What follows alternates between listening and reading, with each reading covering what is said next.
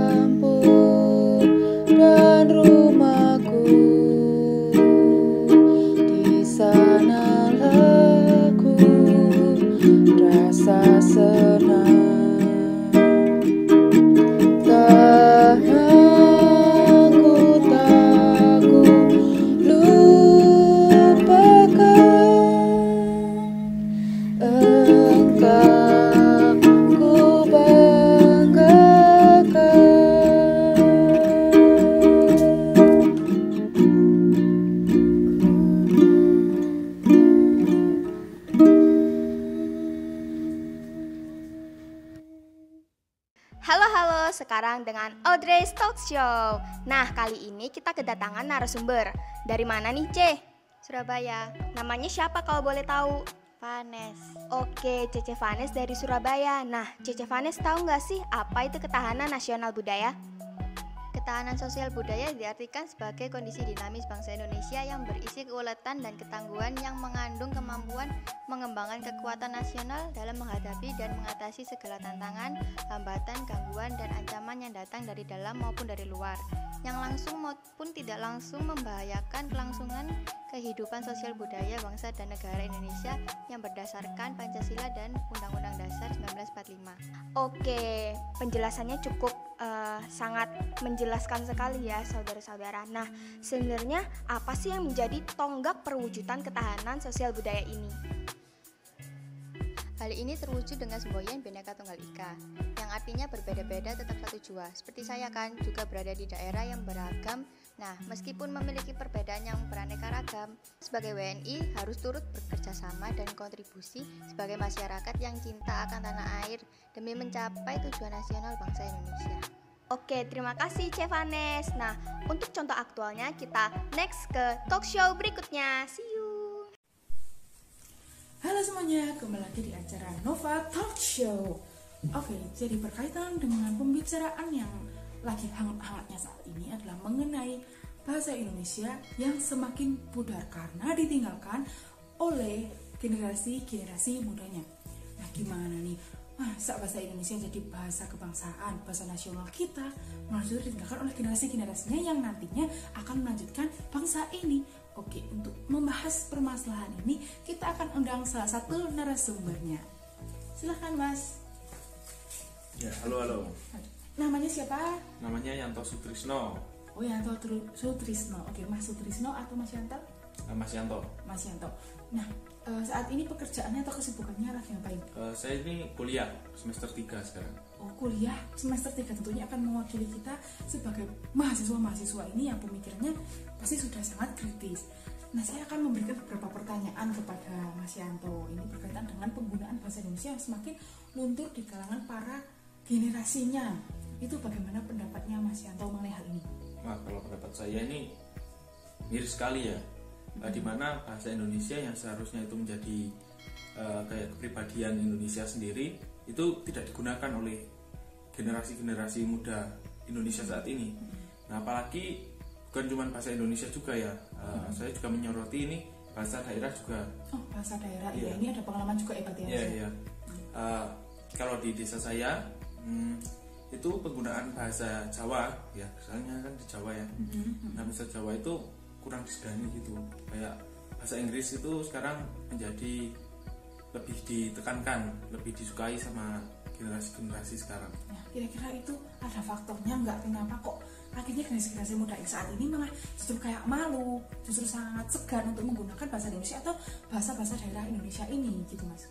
Wah, kalau ini mungkin lebih ke kayak pandangan sosial ya, Kalau pandangan sosial soalnya kayak ada orang ngomong pakai bahasa Indonesia itu dibully gitu, jadinya kan males gitu ya, jadi kayak pembulian, males ya.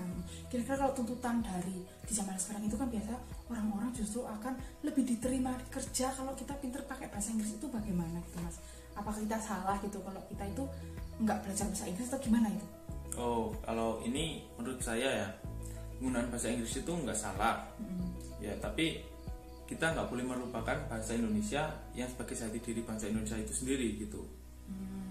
Oke, jadi tentunya sudah jelas ya dari pembahasan kali ini bahwasanya kita sebagai generasi muda itu tidak boleh meninggalkan apa yang sudah menjadi jati diri kita sendiri gitu ya Mas ya. Yang nggak ada salahnya untuk belajar bahasa daerah lain, nggak ada salahnya untuk mempelajari bahasa asing, tapi jangan melupakan bahasa Indonesia. Jangan sampai kita kehilangan identitas kita, jangan sampai nanti bahasa Indonesia itu malah nggak ada yang pakai lagi seperti itu ya Mas ya. Oke, baik, terima kasih Mas untuk waktunya, terima kasih. Seperti video ilustrasi sebelumnya, hal ini menggambarkan kondisi Indonesia saat ini. Hal ini bisa menjadi ancaman bagi bangsa kita. Tidak hanya dari bahasa, tapi juga dari budaya Indonesia yang lainnya, seperti tarian tradisional yang semakin ditinggalkan dan lebih menyukai tarian-tarian modern, cara berpakaian yang semakin terbuka dan tidak sesuai dengan nilai-nilai Indonesia. Kemudian ada tradisi juga semakin luntur hari ke hari. Jika tidak ada yang mau menjaga dan melestarikan budaya kita, maka siapa lagi? Globalisasi menjadi salah satu faktor lunturnya budaya-budaya di Indonesia. Sebenarnya ancaman dibedakan menjadi dua, yaitu ancaman dari dalam dan ancaman dari luar. Dari dalam dan dari luar ini, keduanya sama-sama berbahaya jika tidak kita cegah dari hari ini. Sebagai generasi muda, jangan merasa malu, tapi banggalah dengan budaya-budaya yang kita punya, karena itulah yang menjadi identitas diri bangsa. Jangan sampai budaya kita justru hilang dan bangsa kita kehilangan jati dirinya. Tidak salah untuk mempelajari budaya asing, tapi kita tidak boleh meninggalkan budaya kita sendiri. Tentunya pemerintah juga terus berupaya untuk membuat peraturan-peraturan mengenai pelestarian budaya ini. Oleh karena itu, untuk mendukung sebuah ketahanan nasional negara kita bisa menjaga budaya kita itu dan melestarikan budaya itu sendiri agar tidak punah dan diambil negara lain. Salam Indonesia. Sik batu manikam di pajoget sono manikotan di manginan semambangka jela-jela semambangka jela-jela. Sik batu manikam di pajoget sono manikotan di manginan semambangka jela-jela semambangka jela-jela. Kicir-kicir ini lagunya, lagu lama ya Tuhan dari Jakarta. Saya menyanyi ya Tuhan memang sengaja untuk menghibur hati nan luka.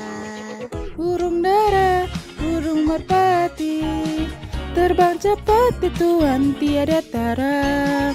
Bilalah kita ya Tuhan suka menyanyi, badan was sehat ya Tuhan, hati gembira coba suangnya kelenda, membuka tundung kuda lapa empong lera lere sopong guyung delek ake sir pong delek kopong sir pong delek kopong, coba suangnya kelenda, membuka tundung kuda pak empong lera lere sopong guyung delek ake sir pong delek kopong sir pong delek kopong. Bungung cempa megah di Aceh, bungung telebe indah lakoina, putih kuning mencampur merah, burung si ular indah lakoina. Abu se kokondao yorabe serandari mulanzo baninema pagi pase.